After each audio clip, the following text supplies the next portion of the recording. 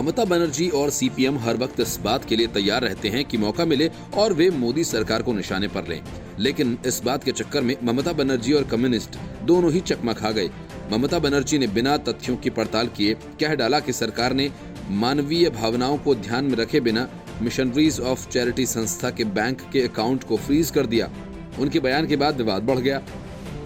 इस मामले में मिशनरीज ऑफ चैरिटी की ओर से भी बयान सामने आया। संस्था की प्रवक्ता सुनीता कुमार ने कहा कि उन्हें भारत सरकार की ओर से किसी भी खाते को फ्रीज करने की कोई जानकारी नहीं मिली है, लेकिन बीजेपी सरकार पर हमला करने को बेचैन ममता बनर्जी ने झटपट ट्वीट कर कहा कि मैं ये सुनकर स्तब्ध हूं कि क्रिसमस के मौके पर केंद्रीय मंत्रालय की ओर से देश के मदर टेरेसा के मिशन रिलीज ऑफ चैरिटी के सभी बैंक खातों को फ्रीज कर दिया गया।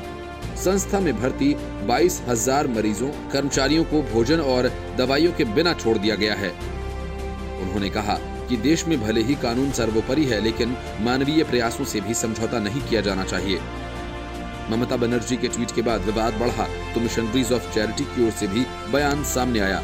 उनका कहना है कि उन्हें ऐसी कोई जानकारी नहीं है, उनके सारे बैंक अकाउंट्स ठीक से काम कर रहे हैं। संस्था के प्रवक्ता सुनीता कुमार ने कहा कि भारत सरकार की ओर से किसी खाते को फ्रीज किए जाने के बारे में उन्हें कोई जानकारी नहीं मिली है। हमें इस बारे में अभी तक कुछ नहीं बताया गया। हमारे बैंक ट्रांजैक्शंस अच्छे से हो रहे हैं, सब ठीक है। ममता बनर्जी के आरोप के बाद केंद्रीय गृह मंत्रालय की ओर से स्थिति स्पष्ट की गई। केंद्रीय गृह मंत्रालय ने कहा कि मदर टेरेसा के मिशनरीज ऑफ चैरिटी के foreign contribution regulation act registration के नवीनीकरण के आवेदन को FCRA 2010 और फॉरेन कंट्रीब्यूशन रेगुलेशन रूल्स 2011 के तहत पात्रता शर्तों को पूरा नहीं करने पर 25 दिसंबर को खारिज कर दिया गया था।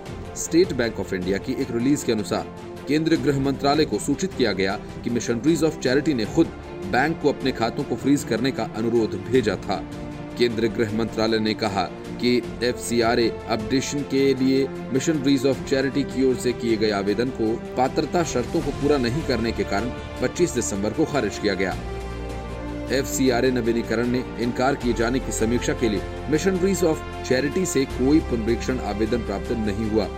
गृह मंत्रालय ने कहा कि मिशनरीज ऑफ चैरिटी का FCRA पंजीकरण 31 दिसंबर तक वैध है। सरकार ने उसके किसी भी खाते से लेन देन पर रोक नहीं लगाई है।